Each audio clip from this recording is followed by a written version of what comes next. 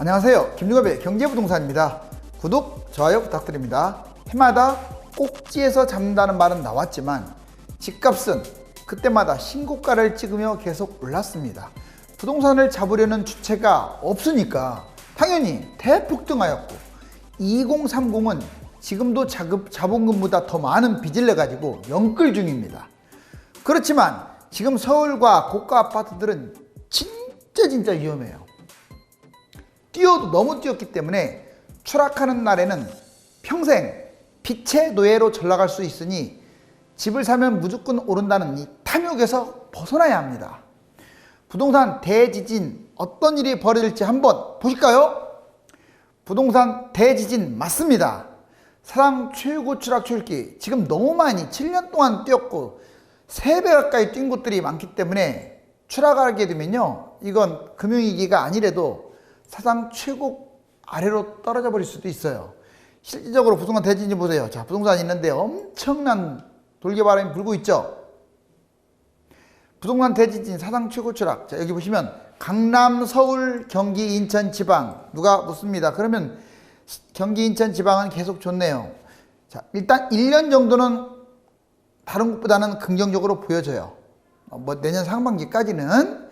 그런데 대세하락으로 이제 추락했을 때는 서울, 강남보다 좀 덜 빠진다 뿐이지 다 폭삭만 하는 건 똑같아요.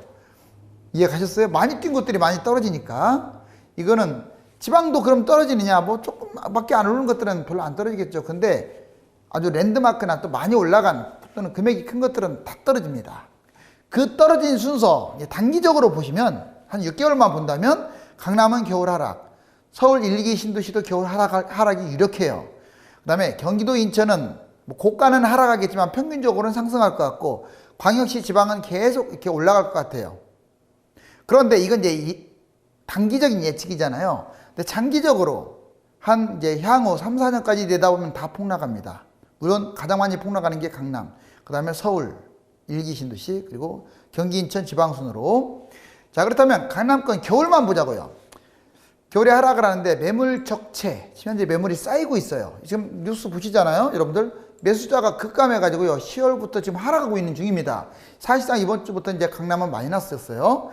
15억, 25억 기준, 주로 얘들이 많이 빠지는데, 더 비싼 것들은 더 떨어지겠지만, 아마 올 겨울에 5에서 20%까지 급매가 나올 수 있습니다. 실질적으로 제가 얘 많이 들어줬잖아요. 잠실중공 5단지, 음마, 엘리트,파, 개포, 그 다음에 올림픽 선수촌, 장미 이런 것들 다 5에서 20% 추락을 했었다고요. 거기만이 아니라 반포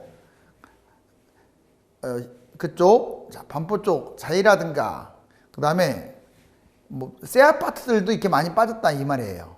그런데 음마, 잠실주공 5단지, 엘리트파, 선수촌, 장미 이런 것들이 특히 많이 빠져요. 왜?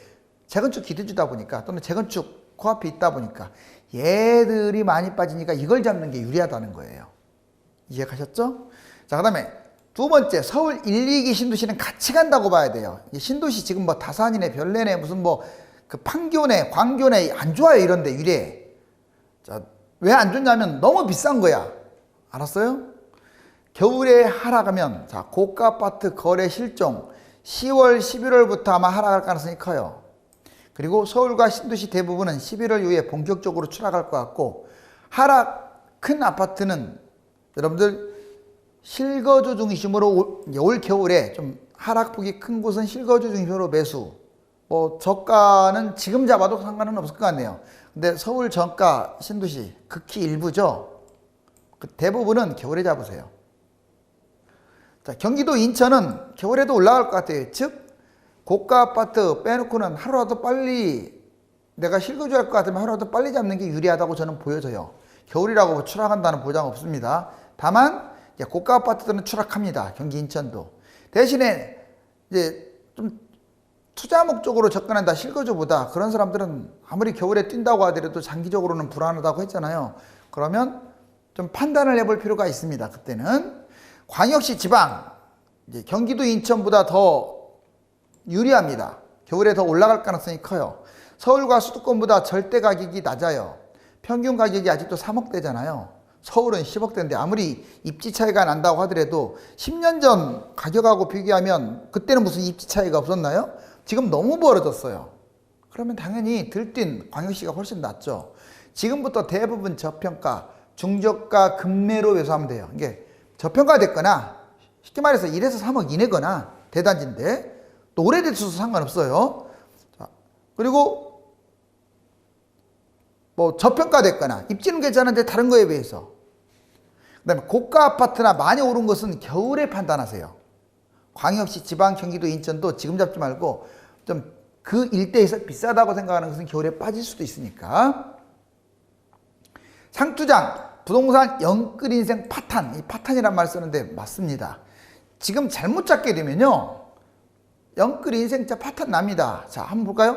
만약에 2019년이나 20년에 집을 잡은 사람들이 있어요. 그 이전에. 그러면 집값이 올랐잖아요. 신고가 찍었잖아요. 시세 차익을 거둬서 아마 대체로 흡족할 거예요. 맞다, 내가 그때 집 잡기를 잘했다.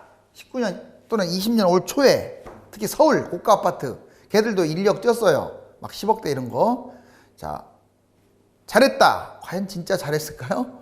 자, 이거 좀 이제 하락장으로 전환되면요 아주 난리 나요. 난리. 10억짜리 인력 뛴 거 갖고 좋아하지 마세요. 6억으로 추락해 버립니다. 그리고 추락이 문제가 아니라 이게 하락 기간 3, 4년 또 상승할 때도 회복을 해야 하니까 7, 8년 동안 완전 망하는 거예요. 빚만 갚다가 볼일 못 보고요. 그때 막 엄청 좋은 아파트 잡을 수 있는 기회도 날려버리는 거예요. 그래서 이 시점은 지금 당장 얼마 뛴다는 것만 보시면 안 돼요. 지금 문재인 정부가 집값을 일부러 띄우는 바람에 여러분들 그냥 이제는 누구도 못 믿으니까 막 잡고 있는데, 이건 지금 정책이 가장 중요한 건 맞지만 너무 많이 뛰어서 일정 기간 집값이 혹시 내려가게 되면 아무리 정부가 집값을 올리려고 해도 못 올립니다. 예를 들어서 이명박 정부 때 그렇게 집값이 이제 1년 떨어지니까 실거주 폐지시켰는데 그렇게 집값을 올리려고 해도 계속 떨어졌어요. 2013년까지. 박근혜 정부 그렇게 애를 썼는데 집값은 계속 추락합니다. 오히려 부양책까지 한 다음에서 한참 있다가 집값이, 그것도 2013, 14년에는 조금밖에 안 올랐어요. 그렇게 정말 예열을 하고 속을 태운 다음에 17, 18, 19 문재인 정부 때 더군다나 집값까지 띄워가지고 엄청 올라간 거예요. 이렇게 그러니까 정부가 집값을 띄운다고 해서 무조건 올라가는 게 아니에요. 다만 지금은 달라요. 지금은 집값을 안 잡으면 올라갈 수밖에 없는 게 지금 거래량만 적지 아직 상승에 대한 기억이 머릿속에 다 남아있을 거 아니에요. 그렇기 때문에 조금만 올라간다고 하면 이제 사람들이 지금 아직은 불안한 상태예요. 거래가 지금 급감했다고 해서 그래 나 3년 기다릴 거야, 나 5년 기다릴 거야, 이런 상황이 아니라고요. 언제라도 그냥 뛰어들 태세거든요. 아직은 심리가 꺾이지 않았습니다. 그래서 최소한 6개월, 7개월은 꺾어놔야 하는데 글쎄, 그래서 지금은 집값을 잡아야 돼. 하지만 설령 그랬다고 하더라도 장기적으로는 위험해요. 여기 보세요. 2021년, 24년 집값 대폭락 하면 원금 큰 폭으로 손실돼요. 내가 8억짜리를 잡았다. 그런데 3억 5천 그리고 5억 5천 대출 지금 이렇게 하고 있어요. 지금 현재 반반도 아니에요. 여러분들 내가 이따 자료 보여드릴게요. 그러면 집값 아까 10억짜리 3억 5천 떨어지는 것은 순간이라고 했잖아요. 자기 자본을 다 까먹어버리는 거예요. 뭐 10억짜리가 6, 7억으로 안 떨어진다고요? 2013년에 더 떨어졌습니다. 여러분들 시세보다 더 떨어졌다고요. 그럼 자기 원금 다 없어져 버렸네요. 충격과 절망, 파탄이죠. 완전히. 이게 평균치가 그렇다는 거예요. 그러니까 진짜 조심해야 돼, 상투장은. 그리고 2025년에서 2028년 원상복귀 매도 겨우 어떻게 버틴 사람들은요 마음고생 진짜 많이 해가지고 이제 회복되려면 아까 7, 8년 걸린다고 했잖아요. 그때 겨우 매도합니다. 사실상 매도 후에 대폭등해갖고 또 신고가 찍을 텐데 이걸 못 참는 거예요. 평생 마음고생하다가 쫄딱 망해서 돈의 노예로 살게 돼요. 연봉 1억이니까 괜찮다. 나는 천만에 만만의 말씀입니다. 저는 상담을 많이 하기 때문에 그런 패배자들의 삶을 누구보다도 잘 알아요. 진짜 이거 말뿐만 아니라 조심을 해야 돼요. 2년간 영끌연항. 자, 한번 보세요. 냉정하게 2년간이 아니라 3년간입니다. 3년 동안 자 20대부터 보자고요. 자 6.1억짜리 자 지금 6.1억짜리 집을 샀는데 자기 자본은 2.1억밖에 안 돼요. 20대. 그리고 무려 3.9억을 대출받았어요. 거의 신용대출입니다. 거의. 그리고 평균 대출 비율이 65%예요. 이거 완전 영끌이죠. 현재 3년 동안 이랬어요, 여러분들. 지금 50대, 60대 시각에서 보지 마세요. 그 다음에 30대 보자고. 7.4억짜리 평균치가 7.4억짜리를 잡았어요. 3년 동안. 그리고 자기 자본은 3.2억밖에 안 되면서 4.2억을 영끌했어요. 이거 지금 자료에서 뽑은 겁니다. 이따 자료 보여드릴게요. 3년간 평균 대출 무려 57% 대출을 받고 집을 잡은 거예요. 특정인이 아니라 3년간 평균이 그렇다는 거예요. 그 다음에 40대 볼래요? 자, 8.3억짜리 매수했습니다. 좀 평균 매수가도 점점 올라가네요. 이 사람도 30대 못지 않아요. 4.3억 자기 자본에 4억을 대출을 받았고요. 약 48%의 대출 비율입니다. 여기서 보면 가장 심각한 게 20대, 30대임을 알 수 있어요. 왜? 대출 비율이 높잖아요. 특히 30대가 제일 위험한 게 대출 비용이 높기 때문에 그래요. 이거 보시면 여러분들 얼마나 위험했는지 알겠죠? 여러분들 자녀가 이렇게 한다면 이건 막으셔야 돼요. 이건 미친 짓입니다. 제가 단언하는데 미친 짓이라고 했어요. 이게 지금 평균적으로 이렇게 매수하고 있어요. 그래서 제가 이걸 끄집어내지 않을 수가 없어요. 별표입니다. 자, 그 다음에 서울 장기적으로는 최고 위험. 이제 두 가지 측면에서 봐야 돼요. 장기와 단기 측면에서. 장기적으로가 더 중요해요. 단기보다. 최고로 위험한 지금 상황이에요. 그리고 단기적으로는 좀 변수가 있어요. 뭔 말이냐? 장기적으로 왜 위험하냐면 서울 4.5억짜리가 13년에 지금 10억으로 폭등했어요. 그럼 두 더블, 일부 지역은 세 더블 뛰었는데 특히 서울 경우는 그래요. 경기도도 고가 아파트 1, 2기 신도시 위험합니다. 여기 보자고요. 자, 지금 항상 사이클이 보면 떨어졌다가 올라갔다, 떨어졌다 올라갔다, 떨어졌다 올라갔다, 떨어졌다 올라갔다. 지금 최장으로 올라갔어요. 화살표가 제일 길죠. 이게 2020년이에요. 지금 2020년 뛴 게 이거예요, 이거. 지금 이겁니다, 이거. 자, 여기서 올라가면 얼마나 뛰겠어요? 나는 이렇게 생각해요. 여기서 계속 뛰었던 이유는 문재인 정부가 지금 집값주도 성장을 하고 있기 때문에 그래요. 근데 한다고 해도 이제 1, 2년이면 제가 보기에는 종지부를 찍을 것 같아요. 아니면 뭐 집값 잡게 되면 이제 어떤 일이 벌일지 모르는 거고. 그러면 이게 추락하게 되면 이게 볼 것 없이 추락하는데 아까 이제 제가 말했던 듯이 이렇게 계속 올라간 적이 없잖아요. 이게 지금 1990년부터 2020년까지 지금 보여준 자료예요. 이건 실사잖아요. 계속 뛴다는, 이제 앞으로는 안 떨어져. 이런 생각을 왜 갔습니까? 이해가 안 가더라고요. 다만 이제 장기적으로는 아주 위험하기 때문에 이거 폭락 위험 때문에 하면 안 되고 단기적으로 볼까요? 자, 2017년, 20년 이건 3년밖에 안 되니까 이것도 단기적으로도 많이 뛰었죠. 특히 이 앞에서도 뛰었지만 뭐 8.2 대책, 9.13 대책, 뭐 별로모 대책 해가지고 계속 폭등시키고 소폭 하락하고 그렇게 했는데, 자, 이거는 지금 현재 여기인데 제가 올 겨울에 아마 빠질 거라고 보였죠. 폭락을 하는 게 아니라 일시적으로 빠지는 거예요, 겨울에. 자, 이때 정책이 변수라고 했습니다. 누가 그러더라고요. 정책 변수까지 예측을 해라고. 정부가 어떤 정책? 제가 다 제시했잖아요. 그 정책을 써야 정상인데 안 쓴다고요. 왜? 지금 정부는 집값이 폭등하는 걸 걱정하는 게 아니에요. 폭락하는 걸 걱정한다고요. 뭐 질병 사태라든가 세계적인 경기 침체 때문에 그 맥을 정확하게 아세요. 그렇지만 아무튼 A, B 확률은 반반으로 보는데 B 확률이 조금 높아. 이게 단기적으로 올라갈 수도 있어요. 근데 이게 A도 갈 수 있죠. 대사락으로 가게 되면 이제 이 짝 나는 거예요. 오르면 조금 먹고 떨어지면 무너지는 겁니다. 붕괴되는 거예요. 3, 4억짜리, 5억짜리는 그나마 괜찮아요. 근데 제가 걱정되는 게 아까 금액대 얘기해드렸잖아요. 어디 막 7, 8, 9억짜리 이런 걸 겁없이 잡습니까? 자, 여기 보시면 부동산 추가 대책 이거 뉴스핌 여기서 나온 거예요. 전세난 24번째 부동산 대책 임박 매매 시장도 주인은 패키지가 검토된다 해서 제가 거기서 글자 하나 안 빼고 이렇게 적은 거예요. 2020년 10월 18일 몇몇 뉴스에서도 나왔습니다. 이 대책이 나온다는 것은 확률도 있다는 거예요. 솔직히 뭐 확률을 반반까지는 안 봐요. 근데 집값이 또 한번 막 꿈틀거리려고 하면 이거 때려버리겠죠. 자, 투기과열 토지거래 허가제 이거 나올 가능성이 큽니다. 부산, 대구, 영남 지역은 아마 조정지역이나 투기과열, 김포 이것도 투기과열이나 조정지역 나오겠죠. 그리고 세종 이런 데는 토지거래 허가제로 가겠죠. 서울 일부 지역하고.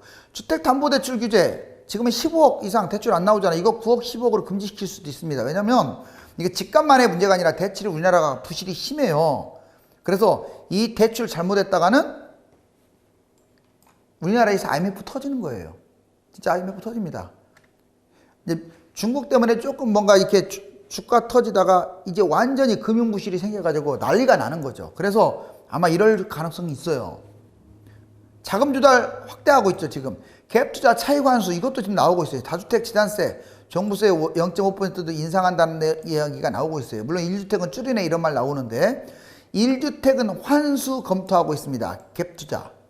임대차 부과는 아주 거의 유력하게 할 것 같은데 신규 5% 제한, 3+3년 6년 보장하는 제도로 나올 것 같고 표준 임대료를 도입해서 지금 지나치게 전세가 이게 임대차 지금 시장이 불안한 걸 막겠다. 대세 하락 징조, 거래 급감 강남 정책. 그러면 어떤 근거가 있느냐 몇 가지 더 들어줄게요. 잘 보세요. 여기 보시면 2010년에서 13년까지는 이게 하락 기간이었죠. 이렇게 보이네요. 그런데 이제 14년부터 이렇게 올라갔어요. 근데 얘가 거래량이 실질적으로 18년부터 꺾이기 시작했네요. 여기 보세요. 집값은 뛰는데 거래량 꺾이고 있어요. 이건 아주 안 좋은 징조입니다. 왜냐하면 지금 거래량이 꺾이고 있는데도 원래는 집값이 같이 꺾여야 하는데 안 꺾이고 계속 폭등했던 이유는 지금 임대주택 사업자, 매물 잠김, 다주택자들한테 종부세 세게 안 때리고 누진세도 없고, 그러니까 쉽게 말하면 다주택자에 대한 이 페널티가 너무 약하니까 지금 거래가 적은데 매물이 집값은 뛰고 있는 거예요. 근데 그것도 한계지. 계속 떨어지게 되면요, 이제 심리가 완전 죽어버린다는 뜻이거든요. 그러면 이제 토해내게 돼 있어요. 그리고 여기 보시면 실제로 실거래가도 이제 서서히 이제 아직은 상승 위쪽에 있지만 이제 내려가는 추세로 가고 있습니다. 이거 아주 위험한 지금 모습을 보여주고 있어요. 거래량 줄고 있고 2년 전부터. 자, 실거래는 많이 올랐지만 최근에 와서 줄고 있고. 자, 근데 이게 점점 보세요. 대치동의 평균 아파트값 봤더니 참 2000 여러분들 좀 이거 보면 가관이에요. 자, 2017년에 자 14억밖에 안 했던 게 지금 다 25억까지 폭등했어요. 근데 이렇게 하면서 겨울에 좀 빠지고 이렇게 올라가고 하면서 빠지고. 근데 제가 원을 친 이유가 있어요. 이게 작년 최고가 대치동 평균. 이게 최근 어떻습니까? 높습니까? 더 비슷하죠. 1년 동안 강남이 정체예요. 제자리예요. 그리고 집값 대세 하락의 위험 2020년이 지금 변곡점이 될 가능성이 크고요. 변곡점이란 말은 이제 폭등에서 폭락으로. 강남 아파트가 1년째 제자리라는 것은 다른 아파트가 그동안에는 어떻게 풍선 효과로 뛰었지만 얘가 못 가면 이제 못 갑니다. 가봤자 거기서 거기에요. 얘가 못 가고 추락하게 되면 다 추락하게 돼 있어요. 강남을 추월할 수 없어요. 제가 장담하는데 한강변 아파트는 강남 죽었다 깨나도 추락 못해요. 뭔 말인지 이해 가셨죠? 자, 20평대가 아무리 좋아도 30평대를 추월 못하듯이 역전현상은 일어나지 않아요. 근데 강남이 이렇게 1년 동안 못 갔다는 것은요, 지금 이제 이게 다른 곳으로 확대되면서 대추락할 수 있다는 증거예요.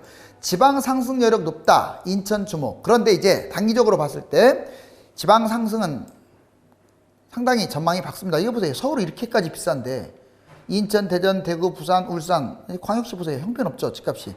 근데 여기서 주목할 게 인천이 아무리 못 사는 지역이라고 할지라도 여기 보세요. 어떻게든 이게 수도권이 대구, 부산보다 울산보다 집값이 더 낮아요. 여러분들 내가 장담하는데 이것도 장담한다고 했어요. 나중에는 인천이 더 갑니다. 인구가 줄더라도 얘는 수도권이잖아요. 뭐 GTX까지 놓이고 얘들은 지방이다 보니까 장기적으로는 전망은 안 좋아요. 근데 한 1, 2, 3년만 놓고 봤을 때는 지방이 지금 워낙 싸니까 제가 권하는 거예요. 실거주 중심으로. 자, 어찌됐거나 지방 상승 여력이 있고 그 중에서도 인천이 지금 가격이 더 낮잖아요. 전망 밝다.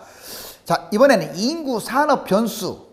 지방은 한 1, 2, 3년은 글쎄요. 이제 상황에 따라 변수는 있지만 수도권이 대폭락하지 않는 한은 수도권보다는 전망이 밝은 거 맞아요. 특히 자, 전망이 밝은데 이 인천이 중간이에요. 지금 어디가 제일 비싼 줄 아세요? 부산입니다. 부산. 그 다음에 대구입니다. 부산 대구가 엄청 비싸요. 근데 부산이 더 뛸 수 있을까요? 누가 그래요? 지금 뭐 부산 해수동만 비싸지 다른 곳 별로 안 비싸잖아요. 대구도 그렇고 좀 비싼 지역이 따로 있잖아요.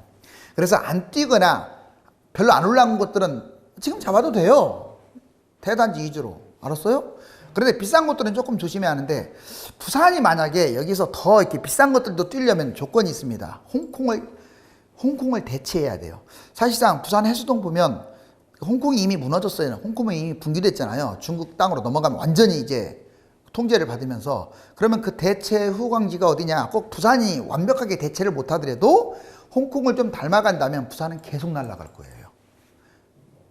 일단 바닷가를 끼고 있고 초고층이 많고 그러면서 고가 아파트들이 계속 환원되면서 자 거품값이든 어쨌든 간에 계속 뛸 가능성이 있어요. 다 뛴다는 게 아니라 장기적으로 비싼 것들이. 그런데 만약 이 홍콩 대체에서 조금 부정적인 요인이 있다면 한계가 있겠죠. 이제 추락하겠죠.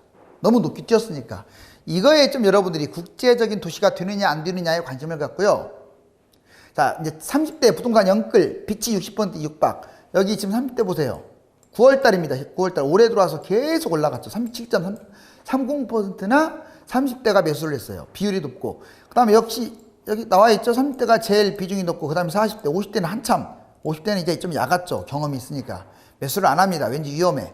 자, 영끌에서 집산 2030 평균 가격 7.3억인데 빚이 4.2억. 7.3억짜리 매수하면 4.2억을 빚을 졌다 이 말이에요. 완전 영끌이죠. 자, 왜 이게 가능하냐면 신용대출이 그러니까 암적 존재였던 거예요. 정부는 신용대출 막지도 않고 있잖아요. 말만 할 뿐이지. 여기 보시면 20대 보세요.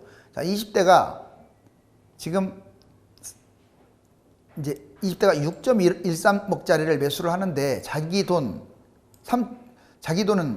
2.14억밖에 안 되면서 빌린 돈이 3.99억이에요. 나왔잖아. 30대. 7.43억짜리를 매수하는데 자기 돈은 3.24억이면서 빌린 돈이 4.19억이에요. 그리고 퍼센트로 20대는 65.1%, 30대는 54.4%나 빚을 진 거예요. 뭐 5천만 원 빚지고 1억 빚지고 그런 상상하지 마세요. 깡통전세 주의보, 거래량 급감. 지금 깡통전세 조심하세요. 서울의 깡통전세, 그러니까 즉 80에서 100%, 즉 전세값과 매매가 차이가 80에서 100%면 거의 육박하는 거잖아요. 그 아파트 비율이 자 46.50, 전국은 43.66이랍니다. 월변 전국 주택 매매 거래량. 자, 특히 올해 들어와서 이게 올해 거거든요. 어떻습니까? 8.2.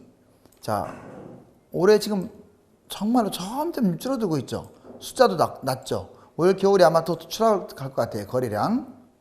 폭락 위험성이 있다 이 말이에요. 최근 집값 상투, 월세 급등. 집값 이렇게 올랐죠. 이렇게. 자, 얼마나 많이 뛰는지 알겠죠? 그리고 심할은 전세, 월세도 급등하고 있네요. 여러분들 27일 이후에 자금조달 계획서 증빙자료 제출하는 거 아시죠? 이제 조정지역 대상은 모든 주택거래시 자금조달 계획서를 제출해야 하고 투기과열지구 모든 주택거래시 다 역시 마찬가지로 제출하고 계획서만이 아니라 증빙자료까지 제출해야 돼요. 자, 법인 매수 매입 시는 이러하고요. 그 다음에 자금조달 계획서 증빙서류는 이런 것들이 있습니다. 엄청 많죠. 가계대출 금리가 지금 이렇게까지 낮다 보니까 지금 영끌을 하게 됐는데 영원히 이게 대출 이자 낮은 것은 내가 빚에 대한 부담만 적을 뿐이지 이것 갖고 집을 매수한다는 것은 아주 단순 발상인 거예요. 이거는 이자만 조금 덜 내면 되는 거예요. 그런데 만약에 금리가 올라가거나 금리 문제가 아니라 또 아까 말씀드렸듯이 자 집값이 폭락하게 되면 이건 쫄딱 망하게 돼요. 자 어떻습니까 여러분들?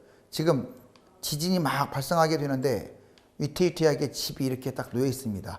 여러분들은 이런 집을 매수해서 추락하게 쓴맛을 보렵니까? 부동산은 1, 2년 단기적으로 접근할 수 있는 투자 상품이 아닙니다. 하락 전환하게 되면 5년에서 7년까지 죽기보다 힘든 하우스푸어의 삶을 살아야 합니다. 당장 눈앞만 보지 말고 멀리까지 내다보셔야 돼요. 실제로 2006년에서 2009년 사이에 매수한 하우스푸어들 진짜 엄청 많아요. 경기도는 60% 이상이 거의 70%가 폭락을 맛봤단 말이에요. 유튜브에서 김종갑의 성공재테크 검색 후에 구독 부탁드립니다.